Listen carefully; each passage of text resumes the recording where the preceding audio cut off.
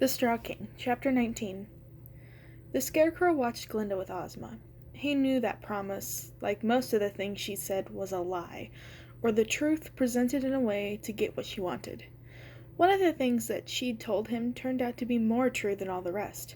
It didn't matter how much information he crammed into his brain. It was about how well his brain worked, and Glinda's brain had just outsmarted his by a mile. If only he could find a way to make his own run faster, smoother, better, smarter. A crow landed on his shoulder just then. His straw did not rattle. He did not bother to shoo it away. They didn't scare him anymore. He decided to go back to his new quarters and walk the grounds. He saw her before she saw him. She was wearing a new uniform in Ozma's colors, and unlike some of her singing brethren, she wore a stern expression as if she were deep in thought. But then she saw him, and she broke into a smile. Fiona curtsied at him in passing, as if he was still the king. The gesture struck him in its simplicity and beauty and stalled him in his tracks, like a rainbow after a storm. "I'm not the king any more," he said, with a smile in return.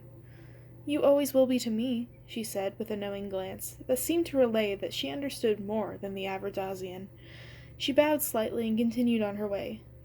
Good old Fiona. She, at least, was still loyal. And clever. She watched the little servant make her way back toward the palace. Books weren't going to work quickly enough. He had to move on to something else. Something more sure. Something like looking into someone else's brain. A sharp, quick, clever Munchkin brain. A brain like Fiona's. Fiona still thought he was the king. Maybe she'd be able to help him in a way she could have never imagined. The Scarecrow smiled to himself and stared back toward the castle. He had work to do.